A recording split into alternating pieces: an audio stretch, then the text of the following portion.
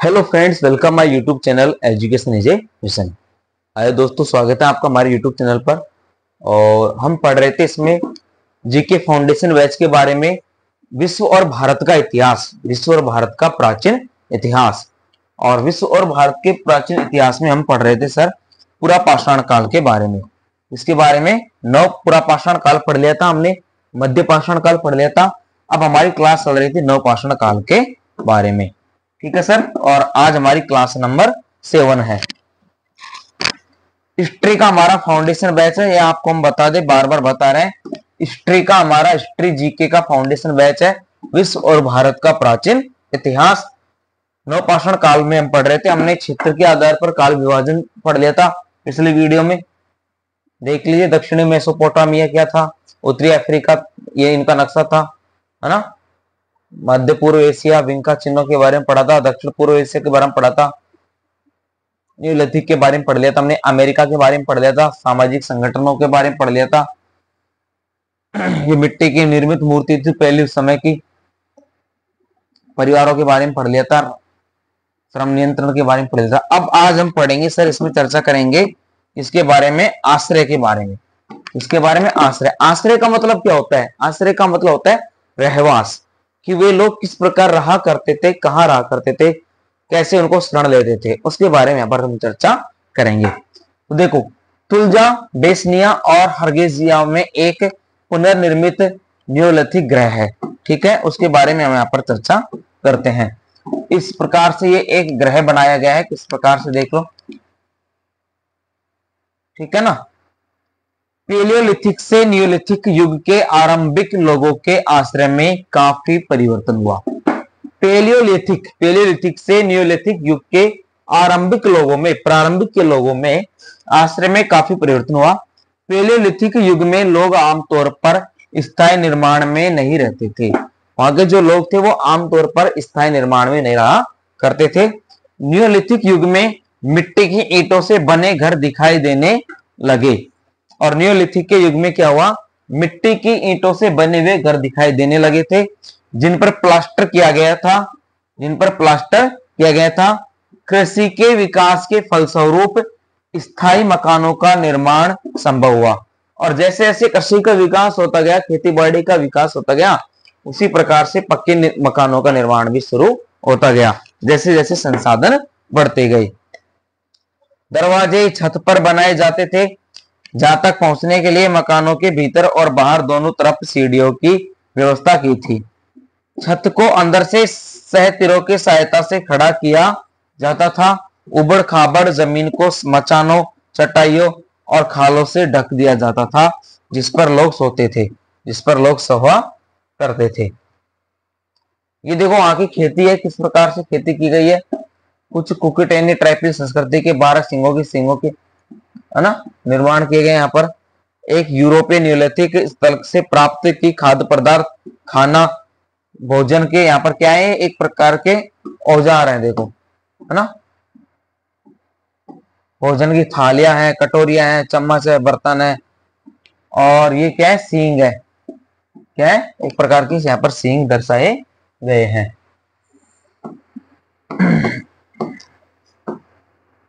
अब देखिए, मानव जीविका और जीवन शैली में एक महत्वपूर्ण और सुदूरगामी परिवर्तन उन क्षेत्रों में खेती करना था जहां सबसे पहले फसलों की खेती बाड़ी शुरू की गई। अनिवार्य रूप से खानाबदोश शिकारी समूह की जीविका, तकनीक या देहाती पार मानवता पर पूर्ण निर्भरता को सबसे पहले पूरा किया गया, और उसके बाद उत्तरोत्तर उसकी जगह खेतों से उत्पन्न खाद्य पदार्थों पर निर्भरता ने ले लिया। ठीक है। ऐसी भी मान्यता है कि इन घटनाक्रमों पर बस्तियों के विकास का काफी प्रभाव पड़ा था, क्योंकि ऐसा माना जा सकता है कि कहतों को तैयार करने के लिए अधिक समय और मेहनत खर्च करने की बढ़ती जरूरत के लिए अधिक स्थानीयकृत आवास की आवश्यकता थी। ये उस आवास के लिए उनको जैसे जैसे पीढ़ी दर पीढ़ियां बढ़ेगी, है ना, जनसंख्या बढ़ेगी, परिवारों की खेती बाड़ी के लिए संसारों की व्यवस्था जुटाएंगे, उन सभी चीजों के लिए मेहनत खर्च करने के लिए आवासों की भी आवश्यकता थी, रहने के लिए छत की भी आवश्यकता थी। यह चलन कांस्य युग में जारी रहा और अंत में नगरों का रूप धारण कर लिया। और धीरे धीरे कांस्य युग के बाद में नगर कैसे बन गए, बड़े बड़े पक्की इमारतें मकान बन गई, तो नगरों का निर्माण हो गया। उसके बाद शहरों और राज्य के रूप में बदल गया। फिर धीरे धीरे बड़े शहर बनते गए और राज्य होते गए, जिनकी विशाल जनसंख्या को खेतों की बढ़ती उत्पादकता के द्वारा बनाए रखा जा सकता था। फिर बात आती है सर इसमें न्यूलिथिक युग में आरंभिक कृषि प्रक्रियाओं के आरंभ से जुड़े मानव संपर्क और जीविका के तरीकों के गहरे मतभेद को न्यूलिथिक क्रांति का नाम दिया गया, जो 1920 के दशक से ऑस्ट्रेलियाई पुरातत्वविद में गार्डन चाइल्ड द्वारा गढ़ा गया शब्द है। ठीक है, उस समय निर्माण इसका किया गया था। कृषि प्रौद्योगिकी के विकास और बढ़ती विशेषज्ञता का एक संभावित फायदा अतिरिक्त फसलों के निर्माण, दूसरे शब्दों में समुदाय की तत्काल जरूरतों से अधिक भोजन की आपूर्ति की संभावना थी। अतिरिक्त फसलों को परवर्ती उपयोग के लिए भंडारित किया जा सकता है, और उनको क्या किया जा सकता है, अतिरिक्त फसलों को परवर्ती उपयोग के लिए भंडारित किया जा सकता है, यह संभवतः अन्य आवश्यक सामग्रियों या सुख साधनों के लिए अदल बदल किया जा सकता है, अदला बदला किया जा सकता है। कृषि जीवन सुरक्षा प्रदान करती थी, जबकि देहाती जीवन ऐसा करने में असमर्थ थी, और अनुद्योगशील कृषक जनसंख्या में खानाबदोश की तुलना में अधिक तेजी से वृद्धि होने लगी, या लोग अधिक तेजी से उसमें वृद्धि करने लगे थे। हालांकि आरंभिक किसानों पर भी सूखे या कीड़ों की वजह से होने वाले अकाल का प्रतिकूल असर पड़ता था। उदाहरण स्वरूप जहां कृषि जीवन का प्रबल साधन बन गया था, इन कमियों की संवेदनशीलता खास तौर पर तीव्र हो सकती थी, जो कृषक जनसंख्या को इस हद तक प्रभावित कर सकता था जिसे अन्य प्रकार से संभवतः पूर्व शिकारी समुदाय ने नियमित रूप से अनुभव नहीं किया था। फिर भी कृषि समुदाय आमतौर पर सफल साबित हुए और खेती बाड़ी के तहत उनका विकास और विस्तार जारी रहा। जो टेक्नोलॉजी विकसित होती गई, तकनीकी का विस्तार होता गया, वो उसी दर से वहां पर क्या हुआ, जनसंख्या वृद्धि होती गई, लोगों के नए नए निर्माण होने लगे, नए नए शहरों का विकास होने लगा, सुख सुविधाओं का विस्तार होने लगा। इनमें से कई नए नवेले कृषि समुदाय से जुड़ा एक अन्य महत्वपूर्ण परिवर्तन एक तरह का आहार था। आहार का मतलब भोजन। जैसे जैसे हम नई नई फसलें बोते गए तो हमारे भोजन में परिवर्तन आता गया, हम नए नए भोजन को खाने लगे। क्षेत्र, मौसम, उपलब्ध स्थानीय पौधा और पशु संसाधनों, ग्राम्य जीवन और शिकार के आधार पर पूर्व कृषक आहारों में अंतर था। उत्तर कृषक आहार सफलतापूर्वक खेती से उत्पन्न अनाजों, पौधों के एक सीमित पैकेज और विभिन्न प्रकार के पालतू जानवरों, पशु उत्पादों तक सीमित था। शिकार और एकत्रीकरण द्वारा आहार का अनुरूपण भूमि की वहन क्षमता से ऊपर जनसंख्या और उच्च उद्योगशील स्थानीय जनसंख्या सघनता द्वारा परिवर्तनीय ढंग से बाधित थी। कुछ संस्कृतियों में वर्धित स्टार्च और पौधों की प्रोटीन की तरफ महत्वपूर्ण बदलाव हुआ। कहने का मतलब एक तरह से शाकाहारी और मांसाहारी दोनों चीजों का बारे में बता रहा है। इन आहार संबंधी परिवर्तनों से संबंधित पोषण लाभ और कमियों और आरंभिक सामाजिक विकास पर उनका समग्र प्रभाव अभी भी बहस का मुद्दा है। इसके अतिरिक्त जनसंख्या का बढ़ा हुआ घनत्व, जनसंख्या की घटी हुई गतिशीलता, पालतू जानवरों की बढ़ी हुई निरंतरता, निकटता और अपेक्षाकृत घनी जनसंख्या वाले क्षेत्रों का निरंतर व्यवसाय ने स्वच्छता जरूरतों और रोगों के पैटर्न को बदल दिया होता। यानी धीरे धीरे जैसे जैसे लोग बढ़ रहे हैं, बीमारियां भी बढ़ती जा रही हैं, खाना अलग अलग प्रकार का खाना बढ़ जा रहा है, नई नई तकनीकों से नई नई फसल आ रही है, तो नए नए प्रकार के आहारों का निर्माण हो रहा है।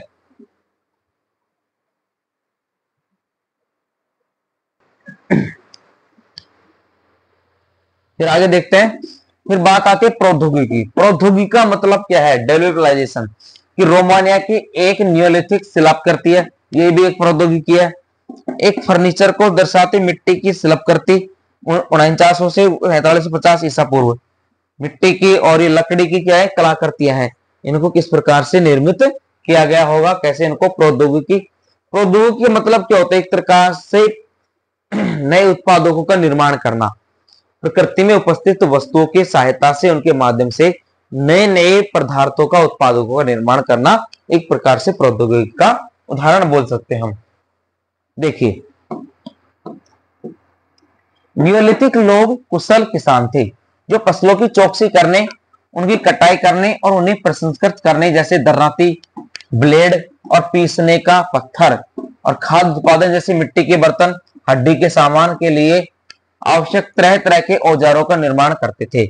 वे अन्य प्रकार के पत्थर के औजारों और गहनों का निर्माण करने में भी कुशल थे, जिनमें प्रक्षेप्य सुई, माला और मूर्तियां शामिल थी। लेकिन बड़े पैमाने पर जंगलों को साफ करने के लिए इस्तेमाल किया जाने वाला परिष्कृत पत्थर की कुल्हाड़ी अन्य सभी औजारों में सर्वश्रेष्ठ था। कहने का मतलब पत्थर के औजार उस समय ज्यादा बनाए जाते थे और वो उतने नुकीले होते थे कि हर काम में ले जा सकते थे। जंगलों की कटाई करने के लिए, बड़े पेड़ पौधों काटने के लिए बड़े पत्थर के औजार का उपयोग किया जाता था, जो उनमें सबसे ज्यादा मजबूत था।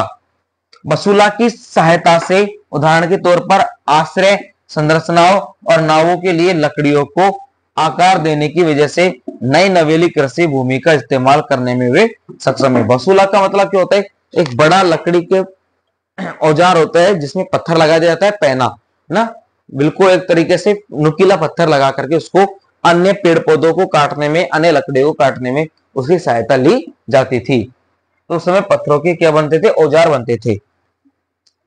लेवंत, एनाटोलिया, सीरिया, उत्तरी मेसोपोटामिया और मध्य एशिया के नियोलिथिक लोग भी निपुण निर्माता थे, जो मकानों और गांवों का निर्माण करने के लिए मिट्टी के ईंटों का इस्तेमाल करते थे। कैटल युग में मकानों को मनुष्य और जानवरों के विस्तृत दृश्यों के साथ प्लास्टर और पेंट किया जाता था। यूरोप में टट्रों और चित्रों से लंबे मकानों का निर्माण किया जाता था। मृतकों के लिए विस्तृत कब्रों का निर्माण किया जाता था। ये कब्र खास तौर पर आयरलैंड में काफी तादाद में है, जहां आज भी कई हजार कब्र मौजूद हैं। कब्र का मतलब क्या होता है, एक प्रकार से मरे हुए लोगों को दफना दिया जाना। अब हमारे हिंदू धर्म में तो क्या है, मरे हुए व्यक्तियों को जला दिया जाता है, लेकिन अन्य ईसाई धर्म है, मुसलमान है, योग है ना, इन कुछ ऐसे धर्म है जिनमें क्या कर दिया जाता है, कब्र बना करके उसमें मृत शरीर को दफना दिया जाता है। तो आयरलैंड में ऐसी कब्र भी आज भी आपको मिल जाएंगी। ब्रिटिश द्वीपों में रहने वाले नियोलिथिक लोग अपने मृतकों के लिए लंबे स्मारकों और चैम्बर मकबरों का निर्माण करते थे और उच्च मार्गी स्वीरों, हैंजो, चकमक पत्थरों की सुरंगों और कर्कश समाधियों का निर्माण करते थे। भावी महीनों के लिए खाद्य का संरक्षण करने के तरीकों का पता लगाने के लिए भी यह जरूरी था, जैसे अपेक्षाकृत हवाबंद डिब्बों का निर्माण करना और संरक्षक के रूप में नमक जैसे पदार्थों का इस्तेमाल करना।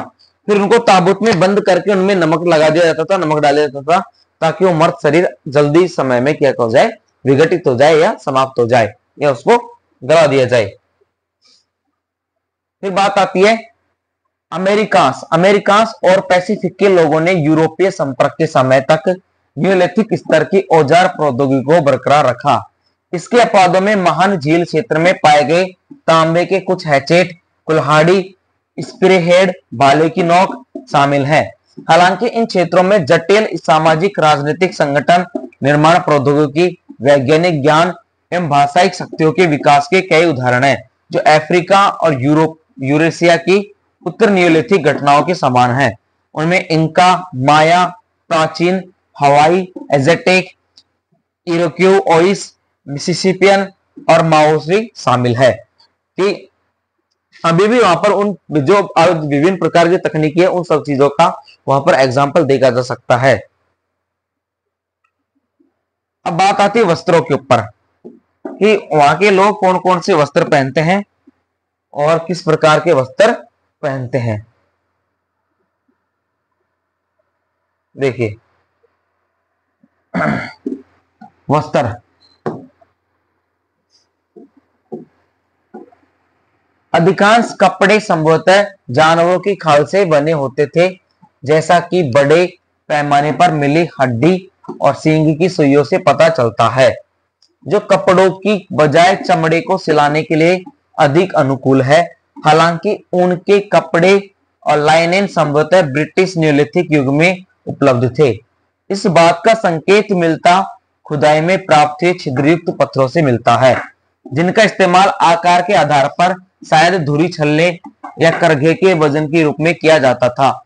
न्यूलिथिक युग में पहने जाने वाले वस्त्र संभवतः ओथजी द आइसमैन द्वारा पहने जाने वाले वस्त्रों की तरह ही होंगे। हालांकि यह न तो ब्रिटिश था और न ही न्यूलिथिक, क्योंकि वह परवर्ती ताम्र युग से संबंध रखता था। उस समय जो परवर्ती ताम्र युग था, उस समय वस्त्रों का निर्माण भी होने लगा था। धीरे धीरे पेड़ों की छाल से, पेड़ों के रेशमों से ऊन बना करके वस्त्रों का निर्माण किया जाने लगा और एक बड़े लाभार्थी के रूप में शरीर को ढकने के लिए वस्त्रों का उपयोग किया जाने लगा था।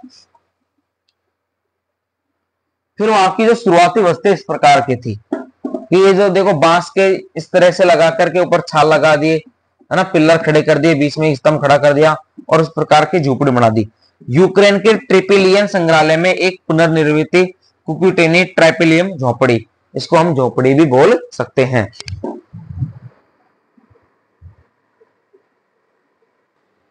चलिए आगे बढ़ते हैं। फिर देखिए, अब बात आती है न्यूलिथिक।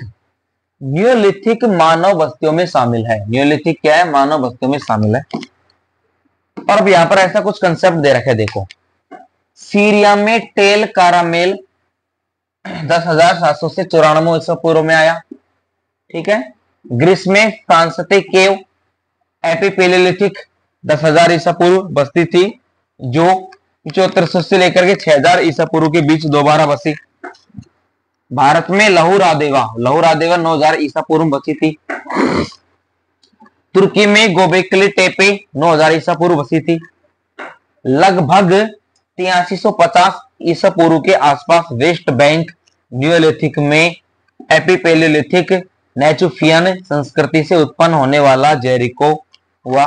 तुर्की में नेवली कोहरी 8000 ईसा पूर्व बना। फिर ईरान में गंज दारे 7000 ईसा पूर्व बना। ये देखो इस प्रकार से ना, तुर्की के कोन्या प्लेन में कार्टल युग की पुरातत्व साइट जो आज इस प्रकार से बनाई गई है। तुर्की में केटाल होयुक 7500 ईसा पूर्व बना। चीन में पेंगतोसन संस्कृति 7500 ईसा पूर्व आई। जॉर्डन में एन गजल 7250 से 5000 ईसा पूर्व में चली। ईरान में चोगा बोनुट 7200 ईसा पूर्व में आई। ये वहां की सभ्यता और संस्कृति है ना। भारत में जोशी 7100 ईसा पूर्व आई। बुल्गारिया में कारानोवा 6200 ईसा पूर्व में आई। सर्बिया में पेट्रोनिका 6000 ईसा पूर्व में आई। ग्रीस में सेक्सक्लो 6850 ईसा पूर्व, इसमें 660 वर्षों की त्रुटि की संभावना है, यानी ऊपर नीचे हो सकती है। ग्रीस में डिस्पेलियो 5500 ईसा पूर्व आया। म्यांमार में पहाड़लिन केव्स 6000 ईसा पूर्व आया। चीन में जिहाहू 7000 से 5800 ईसा पूर्व आया। फिर पाकिस्तान में मेहरगढ़ 7000 ईसा पूर्व आया था। नोस ऑन क्रेते में 7000 ईसा पूर्व आया। मैसेडोनिया गणराज्य में पोरोदीन 6500 ईसा पूर्व आया। फिर बात आती है मैसेडोनिया गणराज्य में वर्षविक अंजबेगावो 6500 ईसा पूर्व आया। इटली में पिज्जो दी बोदी बोरेसे लोमार्डी 6320 प्लस माइनस 6400 ईसा पूर्व आया। इटली के फ्यूले में समरेदिया 6560 6050 प्लस माइनस 90 ईसा पूर्व आया।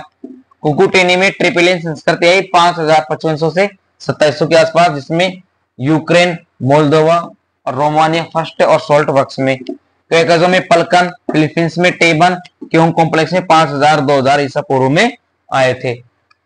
ठीक है। फिर देखो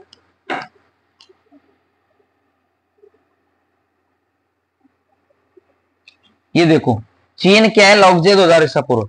दुनिया का सबसे पुराना ज्ञात निर्मित मार्ग है इंग्लैंड का स्वीट ट्रैक, लगभग 3800 ईसा पूर्व पुराना है। और दुनिया की सबसे पुरानी मुक्त खड़ी संरचना गोजो माल्टा का न्यूलिथिक अंत्य का मंदिर है। ये इन सब चीजों के बारे में बता रखा है। क्वेजो पैलोन के बारे में, चीन में हेमुदू संस्कृति, ट्रिपिलियन की संस्कृति, माल्टा में मेगालिथिक मंदिर और ने के स्कॉटलैंड ने होवार्ड तथा आयरलैंड में बरूबोई ने ना, लगभग ये आयरलैंड के गुरु आए, इस प्रकार से यहाँ पर आए थे। और संस्कृतियां और स्थलों की सूची देखो, सकारा ब्रे और कैसे स्कॉटलैंड में खुदाई के निकले आवास यूरोप के सबसे संपूर्ण नियोलिथिक गांव। यहाँ की तिथियां बहुत अनुमानित है और केवल एक मोटे अनुमान के साथ ही की गई है, विशिष्ट पाई जाने अवधि के साथ प्रत्येक संस्कृतियों के देखे, इस प्रकार से यहाँ पर इनको दर्शाया गया है। अब मेसोलिथिक के दौरान कौन कौन सी संस्कृति आई थी देखो, अवधि थी लेवांत में 20,000 से 95 ईसा पूर्व, यूरोप 9660 से 5000 ईसा पूर्व, अन्य 14,000 से 400 ईसा पूर्व। देखो एजिलियन संस्कृति, बाल्कन मेसोलिथिक संस्कृति, कैस्पियन संस्कृति, होसना हिंसमांगा संस्कृति, हैरिफियन संस्कृति, केबारंग संस्कृति, जोमन संस्कृति, जयुलमुन संस्कृति,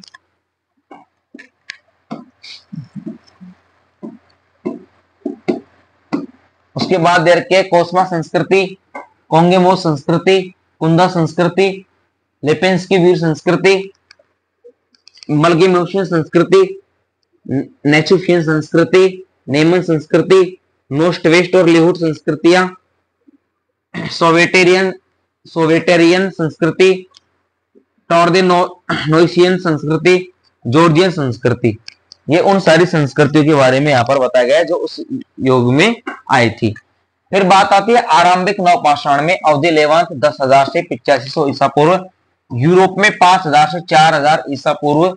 अन्य क्षेत्र के आधार पर काफी भिन्नता थी, जिसमें बेक्सियन संस्कृति आई, सिसान संस्कृति आई, रूडेस्टी संस्कृति आई, फ्रांची गुफा के लोग आए। सबसे प्रारंभिक यूरोपियन न्यूलिथिक साइट 20वीं से 19वीं सहस्त्राब्दी ईसा पूर्व, सेंस्क्लो गांव संस्कृति, स्टार सेवक कृत संस्कृति, स्टार सेवक कोरोस कृत संस्कृति के नामों से भी जाना जाता है। फिर बात आती है मध्यकालीन न्यूलिथिक संस्कृति के बारे में।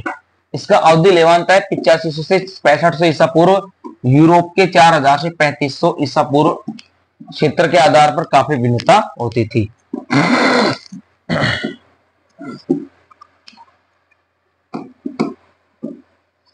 बोडन संस्कृति, जिनसा बस्ती और संस्की गाड़ू टीला, कॉर्डियन पोट्री संस्कृति, फिर है कॉम्ब सिरेमिक संस्कृति, कार्डेड वेयर संस्कृति, कोर्टेलॉयड संस्कृति, कुकुटेली ट्राइपिशलियन संस्कृति, डाडिवन संस्कृति।